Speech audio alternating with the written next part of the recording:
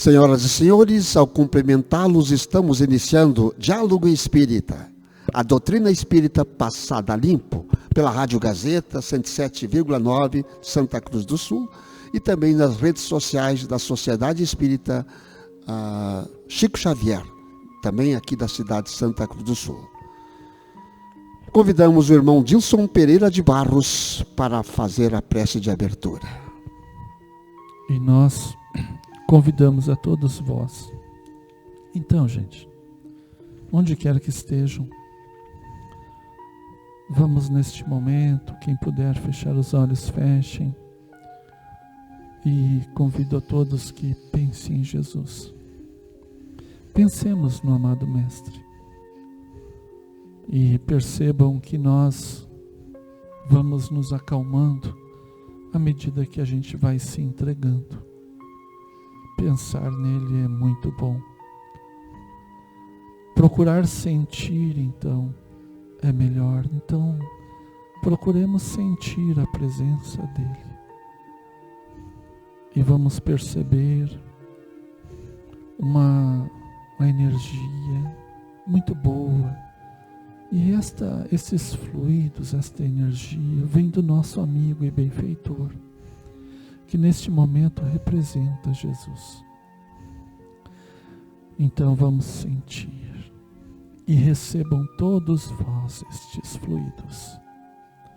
Nós por aqui também pedimos aquelas boas inspirações para que nós consigamos levar a todos vós aquela palavra amiga, as palavras que consolam.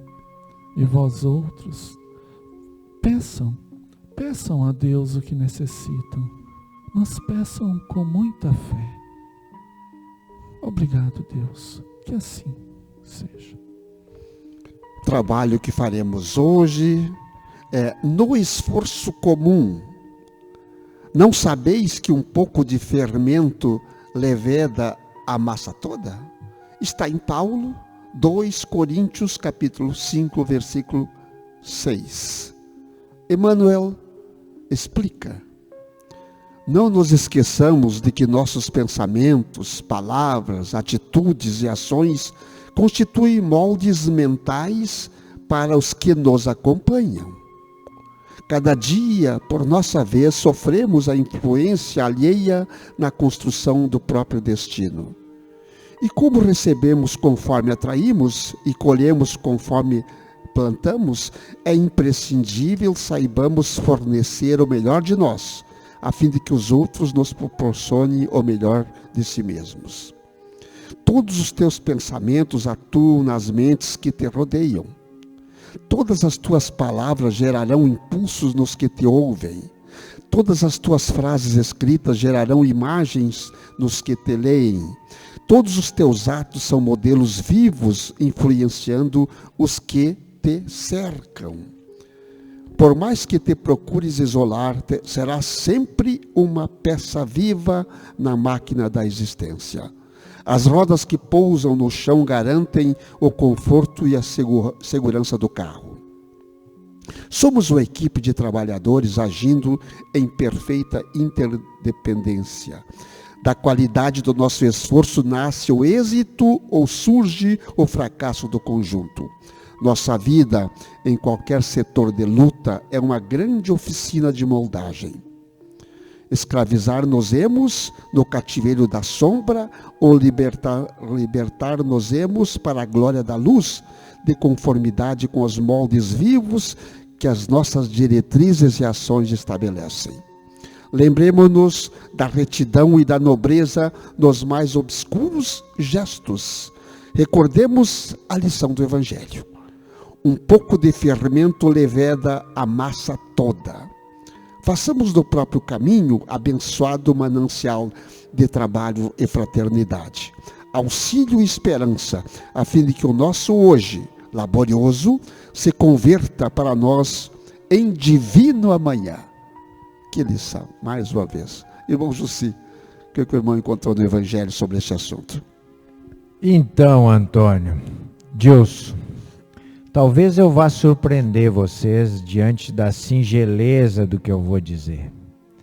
porque está desprovido de maiores recursos pedagógicos.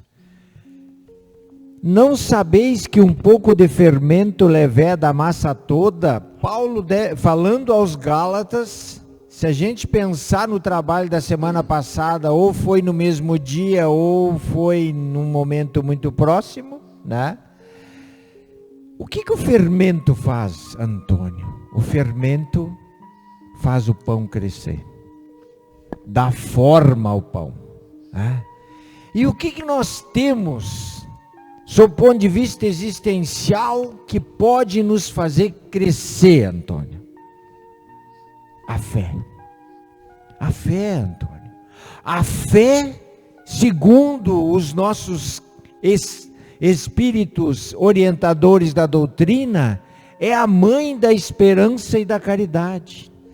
É onde começa toda aquela formação, aquele agigantamento do cristão esclarecido. Porque de braços com a fé a gente já anda há tempo. Só que por muito tempo nós tivemos de braços com a fé cega. Isso que eu ia perguntar agora, mas qual fé? E nós dizíamos, eu creio, quando alguém dizia algo. O Espiritismo nos proporcionou que a gente diga, eu sei que é assim. Muda tudo. Então a fé, para mim, é o fermento que Paulo estava se referindo. E é aquilo que em nós nos motiva, nos incentiva, nos faz ir para o sacrifício para subir a montanha existencial a fim de vencermos a nós mesmos. Porque sendo mãe da esperança, sempre vai manter a minha coragem acesa. E sendo mãe da caridade, me dá a ferramenta da iluminação que eu preciso para viver. Para mim tá bom. Mas a fé, eu sei que vou te perguntar agora, sem ensaio. A fé em que, afinal de contas? Bom, você pode acreditar no que quiser, né? A fé que o Jussi reporta, o Jussi coloca, e a fé que Paulo, então, exortou implicitamente neste enunciado, é aquela fé, aquela crença nos ensinamentos de Jesus. Eu acredito que exista muitos sedizentes. Saiu bem. Eu acredito que exista muitos sedizentes cristãos. Mas aí o Emmanuel, ele vem elucidar estas questões do pensamento. Olha, o pensamento, eu acredito que o indivíduo, quando ele começa a movimentar seus neurônios para pensar em Deus, né? As coisas de Deus, os ensinamentos de Jesus, ele começa a emitir ondas de pensamento. O indivíduo que tem fé em Deus, aquele que então possui aquela caridade, o amor em movimento, que ele, como nós falamos semana passada, dentro da lei de causa e efeito, aquele indivíduo que ele gosta de fazer o bem, e ele começa a colher pela lei de causa e efeito os efeitos do bem que faz, né? Mas ele também não pode esquecer e também não pode se entristecer dos percalços do caminho, das pedras que surgem, das dificuldades. Porque a gente, até nós estávamos nos comentários de bastidores falando sobre as nossas mazelas. Então, o que a gente traz das vidas pretéritas, das existências pretéritas, então nós temos que espiar agora. Então, mesmo nós praticando o bem, nós seremos também vitimados pela lei de causa e efeito, por causas que nós próprios produzimos contra nós. Mas o pensamento, quando eu então digo, eu tenho fé em Deus, eu tenho que realmente acreditar, amar a Deus sobre todas as coisas, ao próximo como a si mesmo, ou como a mim mesmo. E isso eu faço como é que eu me reporto para com o outro? Eu sou bom para os outros? Eu sou bom para mim? Como é que é esse processo? Né? Então, e o pensamento, eu queria avançar sobre o pensamento, também sobre os irmãos desencarnados, como isso acontece, mas o tempo não vai nos ajudar. Os nossos processos, os nossos momentos pela qual os nossos pensamentos vão determinar também até mesmo os processos obsessivos de grandiosos sofrimentos. Aquele indivíduo que pelo seu pensamento, como diz Emmanuel, ele acaba levedando para a sua vida coisas boas, é o indivíduo que ele tem bons pensamentos em regra. O indivíduo pessimista, ele acaba levedando para a sua vida resultados terríveis. Os processos obsessivos, eles ocorrem com muita ênfase, são beneficiados, não é o termo, mas facilitados quando nós a gente não consegue seguir realmente, praticar o que Jesus nos ensinou. Eu falava um tempo atrás com uma pessoa em atendimento e ele me perguntava, eu fiz de tudo para uma filha que eu tenho e esta filha não gosta de mim, eu também não gosto dela, porque ela não gosta de mim, por fofocas de terceiros, nós nunca tivemos uma vida legal. Uma pessoa endinheirada. E ela perguntava, o que é isso? O que é isso? Olha bem a pergunta que ele fazia. O que pode ser isso? O que eu tenho que fazer? Qual é o meu papel nessa hora? Lógico que eu respondi para ele. Ele tinha que fazer a parte que lhe cabia, a parte do outro, a parte do outro.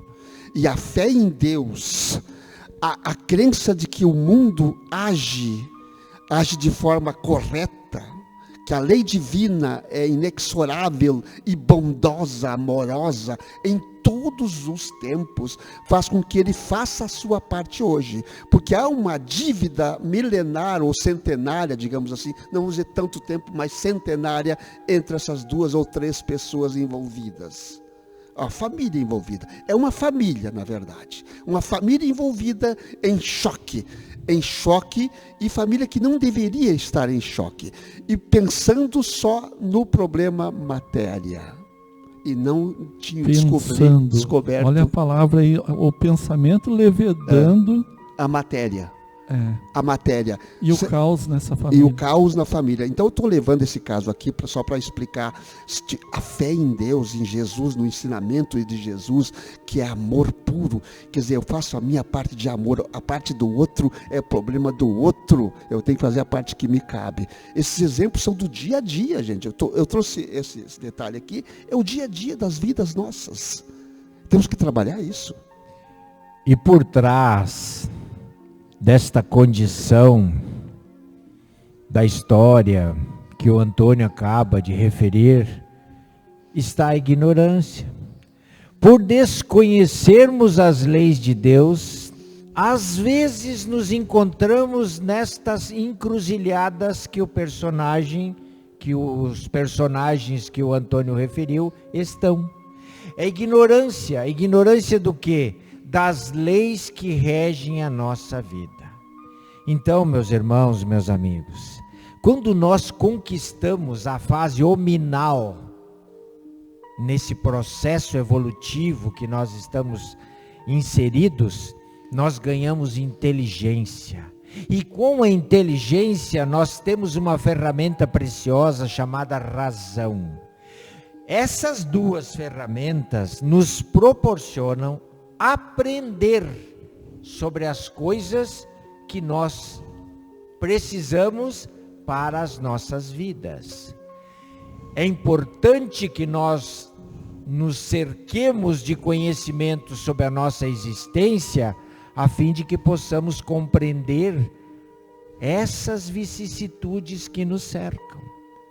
Então, Antônio, A fé que nós estamos referindo, ela é sim acreditar em Deus, em Jesus, mas o Espiritismo me deu condições de eu ter fé, de acreditar no Chico Xavier, de eu acreditar no Emmanuel, de eu acreditar na Joana de Ângeles, de eu acreditar no Divaldo Franco, de eu acreditar em todos aqueles personagens que passaram a fazer parte do exercício da minha razão e inteligência para fortalecer a minha fé. Colocando a carroça da caridade em movimento, eu me tornei uma pessoa melhor. E é assim que se produz a vida. Por isso que de encarnação em encarnação, então eu tenho fé na verdade da encarnação, porque sem a existência dessa ferramenta, nós não teríamos como explicar toda a complexa relação do ser humano na Terra. De encarnação em encarnação, nós vamos purificando, melhorando, lapidando o nosso ser. Eu sei que isso é um pouco de filosofia, mas é assim que a nossa vida se apresenta. Enquanto o Julci falava, eu estava aqui refletindo, Antônio, sobre a tua fala, o exemplo desse pai e dessa filha. E também refletindo sobre o que o Julci estava desenvolvendo, a fala dele. Pois bem, interessante. Aqueles que têm fé em Deus conforme a filosofia cristã, em todos os locais, em todas essas casas religiosas, recebem o mesmo ensinamento. Nós temos aquela passagem do Evangelho, que Jesus nos informa quantas vezes devemos perdoar, né? E esse pai que reportou a você esse fato, ele deve ser pelo menos sedizente cristão. Mas vejamos que a palavra é essa: não basta nós dizermos que sou cristão, não basta dizer eu acredito em Deus, é necessário a prática, né? E a esta família, que provavelmente os pensamentos intrafamiliar seja de duelos constantes, eles duelam pelo pensamento, e vai saber o que não vem depois, né, de matéria, como são as discussões, e como ele reportou, ele falou, né, que eles enfim se odeiam, não se gostam pelo menos. Então, os pensamentos, e o Emmanuel, ele nos esclarece que o pensamento por si só já cria condições muito adversas quando for um pensamento ruim, né? Então, quando eu penso mal de alguém, agora vamos adiante, né? Olha, eu estou produzindo energias muito ruins a esta pessoa, mas sobretudo contra mim. Eu não percebo, mas essa energia me envolve. E o primeiro a ser prejudicado é o primeiro envolvido. Quando eu crio emanações fluídicas, quando eu penso mal de alguém, o primeiro envolvido por essas emanações serei eu. O fermento, então, para o bom pão, neste caso, é o amor. É o amor. Mas o amor praticado. Sim. O amor em movimento. Tem que começar isso. Caridade. Tem que começar assim. E começar em cada um. Naquele que veio te perguntar, ele quer receber essa resposta. E eu estou respondendo agora, é o amor que tem que começar por ti, por mim, por nós, por cada um de nós. Esse amor vai transformar essa família, vai transformar aquela filha, os outros parentes envolvidos, aquela casa como um todo. Esse fermento precisa crescer, começando na pessoa que te perguntou, na pessoa que está interessada no assunto. Se ela perguntou porque ela está interessada. Sem dúvida, Antônio. Então, a fé que nós estamos falando, o fermento transformado em fé que nós estamos referindo é sobre aquelas coisas que interferem na nossa vida. Mas se nós olharmos para nós, cada um de nós pode ser o fermento na vida dos outros. Não é verdade? Cada um de nós pode ser o fermento na vida dos outros. Nós podemos, através da nossa vontade, da nossa força, do nosso pensamento, interferir nos acontecimentos da vida do nosso próximo. Então, cuidado com o fermento que nós estamos sendo. Emitindo, né? Que nós vamos colocar, né, para a pessoa, para o outro, né? Cuidado com o fermento que nós estamos sendo para com a vida do próximo. O pão. Porque funciona como uma moeda. Tem duas faces. E as duas são importantes. A gente sempre influencia, né? Alguém a gente influencia, né? Por menos que saibamos, estamos influenciando alguém. Influenciando alguém. Imagina que legal, rádio legal e essa TV. Observação. A gente sempre vai influenciar alguém, sempre. E imaginemos também o comprometimento espiritual daqueles que não se derem por conta disso, né? Dentro da lei de causa e efeito que foi trabalhado no encontro passado, as consequências disso. Nós iniciamos, né, aquela fala sobre ingratidão dos pais, iniciamos sobre o homem colérico. Então, dentro das famílias, né, as razões por que meu filho se torna assim, onde eu, pai, eu responsável pela educação, dou tudo de material e acabo não fornecendo o de mais precioso que ele necessita, a caridade moral, os ensinamentos, conectando ele a Deus, as coisas de Deus. E isto é demonstração de fé, é exercício de fé em Deus, é produzir em casa bons pensamentos e levedando então o pão desta família, né, fazendo crescer uma família consolidada. E ainda que esses filhos no futuro, por suas tendências, possam fazer a escolha do caminho errado, mas é por eles. A gente tem o dever de praticarmos o que nós aprendemos, o que nós sabemos. E alguém nós vamos influenciar. Não tenhamos dúvida. Gostei, Jussi. É profundo isso. Nós sempre vamos influenciar alguém, para o bem ou para o mal. E agora, o que nós vamos escolher? Está aí a escolha, o esforço comum de cada um na fé, nas leis divinas, que são bondosas, amorosas, incontestes, e nos ensinamentos reais do Cristo Jesus. Jussi, para o epílogo. Então, queridos amigos, queridos irmãos, a lição, ela é de grande valia e de uma grande profundidade. Tudo o que fazemos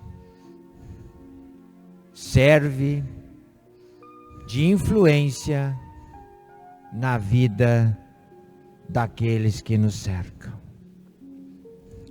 O que estamos fazendo com o nosso comportamento, com a nossa atitude, com as nossas vidas? Diante destas indagações,